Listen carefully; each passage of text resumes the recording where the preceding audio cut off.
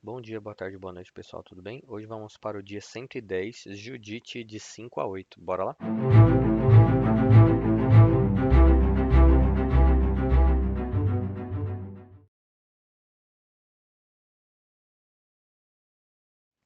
Judite 5. Holofernes, marechal do exército assírio, foi avisado de que os israelitas se preparavam para a guerra e que haviam bloqueado as passagens dos montes. Ouvindo isso, Holofernes foi tomado de grande cólera.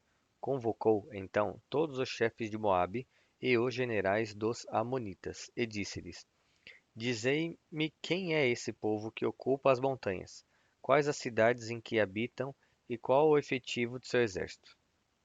Em que consistem o seu poder e a sua força, e quem é seu chefe? E por que motivo foi ele o único dentre todos os povos do Oriente que nos desprezou, recusando-se a sair ao nosso encontro para receber-nos pacificamente? Aquior, chefe dos amonitas, respondeu-lhe: Meu senhor, se te dignas ouvir-me, eu te direi a verdade acerca desse povo que habita nos montes, e nenhuma mentira sairá da minha boca. Esse povo é da raça dos caldeus. Habitaram primeiramente na Mesopotâmia, porque recusavam seguir os deuses de seus pais que estavam na Caldeia. Abandonaram os ritos de seus ancestrais que honravam múltiplas divindades e passaram a adorar o Deus único do céu, o qual lhes ordenou que saíssem daquele país e fossem estabelecer-se na terra de Canaã. Depois disso, sobreveio a toda a terra uma grande fome e desceram ao Egito, onde, durante 400 anos, multiplicaram-se de tal forma que se tornaram uma multidão inumerável. Oprimidos pelo rei do Egito e obrigados a trabalhar na fabricação de tijolos e de argamassa para a construção de suas cidades, clamaram ao seu senhor, e este feriu toda a terra do Egito com vários flagelos. A praga cessou quando os egípcios os expulsaram de sua terra, mas quiseram retomá-los para sujeitá-los de novo à escravidão. Eles fugiram. O Deus do céu abriu-lhes o mar de tal modo que as águas tornaram-se de cada lado sólidas, como um muro, e eles atravessaram a pé enxuto pelo fundo do mar. Entretanto, vindo em sua perseguição, o inumerável exército dos egípcios foi de tal maneira envolvido pelas águas que não escapou um sequer que pudesse contar à posteridade o acontecimento. Ao sair do Mar Vermelho, ocuparam os desertos do Monte Sinai, onde nunca homem algum pôde habitar, nenhum ser humano se fixar. Ali tornaram as fontes de águas amargas em águas doces e potáveis, e por um espaço de 40 anos receberam um alimento vindo do céu. Por toda a parte onde entraram, sem arco e sem flecha, sem escudos e sem espada, Deus combateu por eles e venceu. Ninguém jamais pôde insultar esse povo, a não ser quando ele se afastou do culto do Senhor, seu Deus. Mas sempre que, ao lado de seu Deus, eles adoravam outro, logo eram entregues à pilhagem, à espada e à vergonha. Desculpem. E todas as vezes que se arrependiam de ter abandonado o culto do seu Deus, o Deus do céu, dava-lhes força para resistir. Finalmente, derrotaram os reis cananeus, jebuseus, ferezeus, heteus, heveus, amorreus e todos os valentes de Ezebom, e tomaram posse de suas terras e de suas cidades. Enquanto não pecavam na presença de seu Deus, eram bem-sucedidos, porque o seu Deus odeia iniquidade. Há alguns anos, com efeito, tendo se desviado do caminho em que Deus lhes tinha ordenado trilhar, foram derrotados nos combates contra várias nações e muitos dentre eles levados para o cativeiro. Mas converteram-se de novo ao Senhor, seu Deus, e depois dessa dispersão acharam-se reunidos desde há pouco. Retomaram a posse de suas montanhas e de Jerusalém, onde está seu santuário. Agora, pois, meu senhor, informa-te se esse povo cometeu alguma iniquidade na presença de seu Deus, e então subamos e o ataquemos, porque o seu Deus os entregará nas tuas mãos e ficarão sujeitos ao teu poder. Mas se esse povo não está manchado de nenhuma ofensa para com o seu Deus, não o poderemos enfrentar, porque o seu Deus o defenderá e seremos o opróbrio, difícil essa palavra, hein? Opróbrio de toda a terra. Calando-se Aquior, todos os grandes de Holofernes se indignaram e queriam matá-lo. E diziam entre si: Quem é esse homem que pretende que os israelitas possam resistir ao rei Nabucodonosor e ao seu exército? sendo eles homens sem armas, sem força e ignorantes de estratégia. Para mostrarmos a Achior que ele nos engana, vamos às montanhas, e quando tivermos capturado seus príncipes, o cortaremos em pedaços. É preciso que toda a nação saiba que Nabucodonosor é o Deus da terra e que não há outro fora dele. Judite 6. A estas palavras, Holofernes encolerizou-se e disse a Achior: Já que nos predisseste que a nação de Israel será defendida por seu Deus, vou mostrar-te que não há outro Deus senão Nabucodonosor. Quando os tivermos ferido a todos como um só homem, perecerás tu também, com eles pela espada dos assírios, e todo Israel desaparecerá contigo. Assim aprenderás que Nabucodonosor é o senhor de toda a terra. A espada de meus soldados atravessará tuas costas, e cairás traspassado no meio dos feridos de Israel. Não respirarás mais senão para ser exterminado com eles. Se crês na verdade de tua profecia, não desanimes. Muda a palidez de tua face, se pensas que minhas palavras não se podem realizar. E para que saibas que terás a mesma sorte que eles, serás desde já associado a esse povo, a fim de sofreres com eles os golpes da minha vingança, quando minha espada infligir-lhes o castigo que merece. Então Holofernes ordenou aos seus homens que prendessem Achior e o levassem a Betúlia, para entregá-lo nas mãos dos israelitas. Os escravos de Holofernes tomaram-no e se foram através da planície. Ao se aproximarem dos montes, porém, saíram contra eles os atiradores de funda, e eles desviaram-se para os lados da montanha, onde, at- onde ataram Achior a uma árvore pelas mãos e pés. Abandonaram-no ali amarrado e voltaram para o seu senhor. Ora, os israelitas que desciam de Betúlia encontraram-no e, soltando-o, levaram-no para a cidade. Puseram-no no meio do povo e perguntaram-lhe o motivo por que os assírios o deixaram amarrado. Naquele tempo, Betúlia era governada por Osias, filho de Micas, da tribo de Simeão, e por Carme, também chamado Gotoniel. E, estando no meio dos anciãos e em presença de todo o povo, Achior contou tudo o que tinha respondido quando Holofernes o interrogara e como a gente de Holofernes quis matá-lo por ter ele falado assim. E como Holofernes, encolerizado, ordenara que ele fosse por esse motivo entregue aos israelitas, a fim de que, após a vitória sobre eles, ele fizesse perecer também Achior com diversos suplícios, porque ele dissera que o Deus do céu era o defensor de Israel. Após essa narração de Achior, todo o povo se prostrou com o rosto por terra em adoração diante do Senhor, e todos, unidos de coração, oraram ao Senhor com gemidos e prantos. Senhor, disseram eles, Deus do céu e da terra, vede o seu orgulho e olhai para a nossa humilhação. Lançai os vossos olhos sobre os vossos fiéis. Mostrai que não abandonais aqueles que confiam em vós, mas que humilhais os que presumem de si mesmos e se gloriam do seu poder. Acabada a lamentação e terminada a prece do povo, que durou um dia todo, encorajaram Achior dizendo: O Deus de nossos pais, cujo poder proclamaste, te concederá a recompensa de veres tu a ruína deles.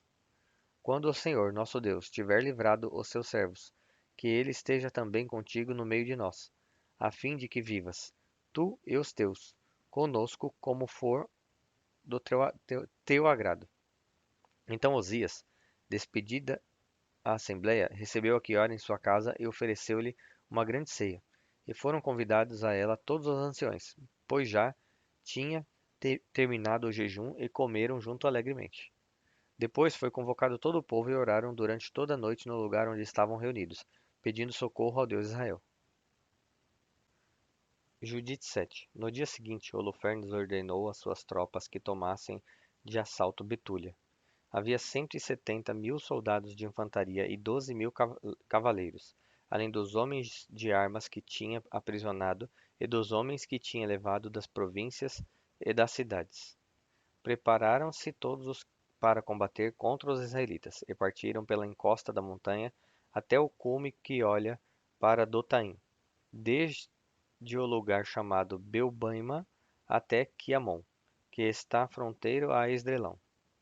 Quando os israelitas viram aquela multidão, prostraram-se por terra e cobriram de cinzas as suas cabeças, orando em comum ao Deus de Israel para que fizesse misericórdia ao seu povo.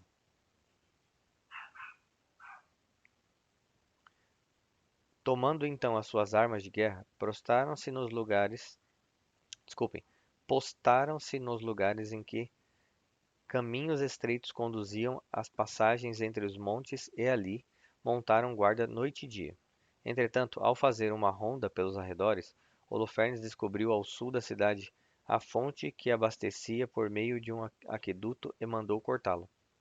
Havia, entretanto, não longe dos muros, algumas fontes aonde iam furtivamente os sitiados buscar água, mais para aliviar um pouco a sede que para beber.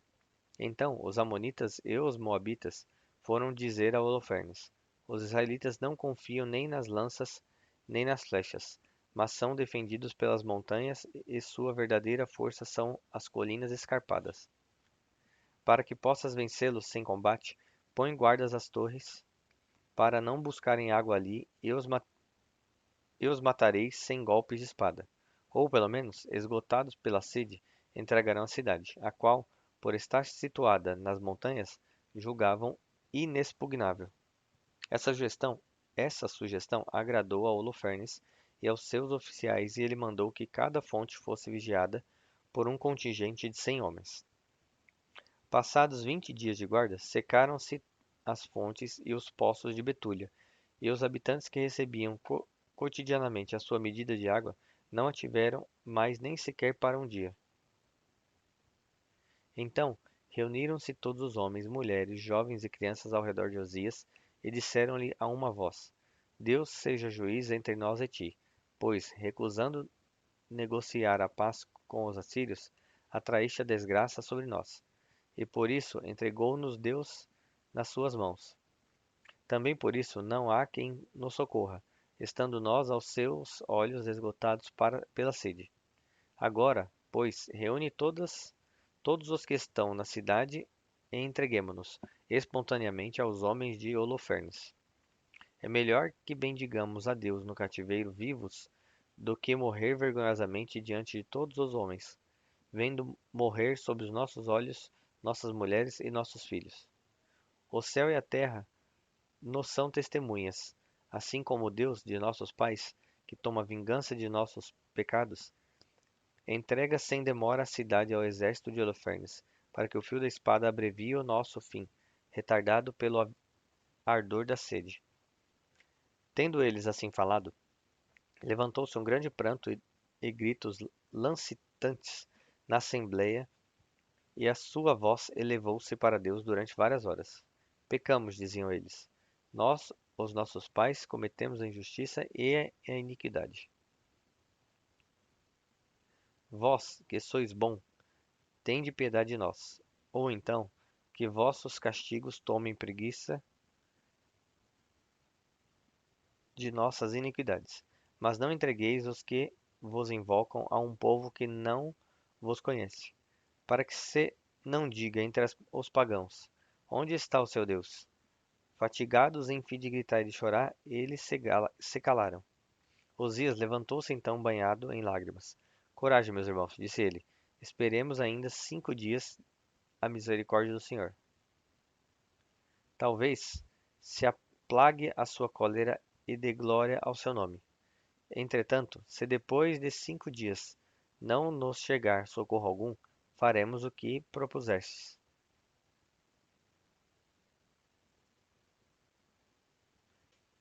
Judite 8. Ora, tudo isso chegou aos ouvidos de Judite, viúva, filho de Merari, filho de Ox, filho de José, filho de Osiel, filho de Elquias, filho de Ananias, filho de Gideão, filho de Refaim, filho de Actobe, filho de Elias, filho de Eucias, filho de Eliabe, filho de Manassés, filho de Salamiel, filho de Surissadai, filho de Israel. O marido de Judite chamava-se Manassés e morrera no tempo da colheita de cevada, ferido de insolação quando fiscalizava os ceifadores que ligavam os feixes do campo. Ele morreu em Betúlia, sua cidade, e foi enterrado com seus pais. Judite ficara viúva havia 3 anos e meio. Ela havia feito no andar superior de sua casa um quarto reservado para si, no qual se conservava retirada com suas criadas. Trazia um cilício sobre os rins e jejuava todos os dias, exceto nos sábados, nas luas novas e nas festas do povo israelita. Era extremamente bela, e seu marido tinha-lhe deixado ouro, prata, numerosos criados e domínios cheios de rebanhos, de bois e de ovelhas. Era muito estimado por todas porque tinha grande temor a Deus. Não havia ninguém que falasse mal a seu respeito. Sabendo, pois, que Osias tinha prometido entregar a cidade dentro de 5 dias, mandou alguém chamar os anciãos Cabris e Carmis. Estes vieram ter com ela.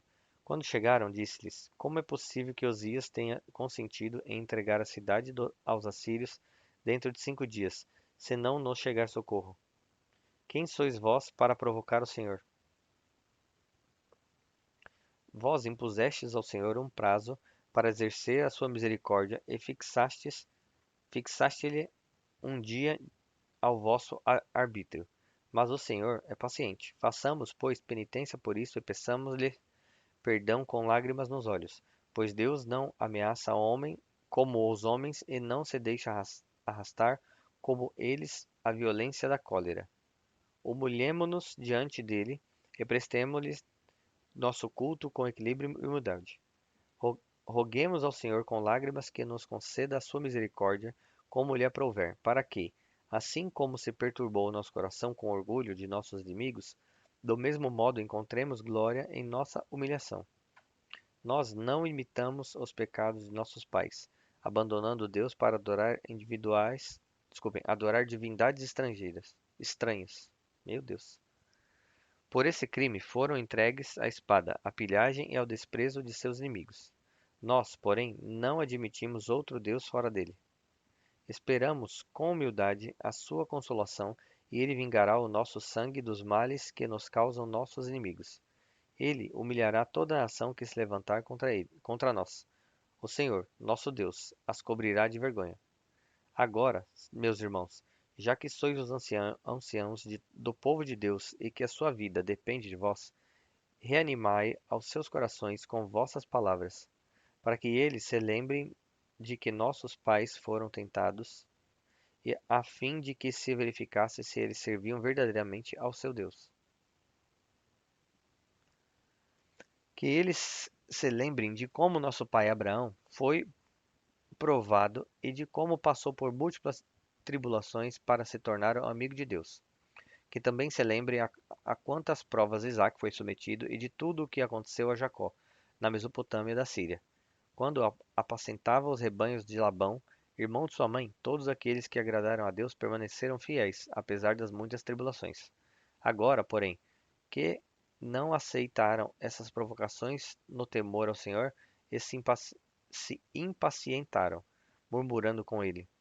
Foram feridos pelo exterminador e perecem pelas serpentes. Por isso, não nos irritemos por causa do que sofremos. Consideremos com esses tormentos são menos graves que nossos pecados, e que esses flagelos com que o Senhor nos castiga, como escravos, foram-nos mandado para nossa emenda e não para nossa perdição. Osias e os anciãos responderam-lhe: Tudo o que disseste é verdade. Nada há repreensível nas tuas palavras. Roga, pois, a Deus por nós, porque és uma mulher santa e piedosa.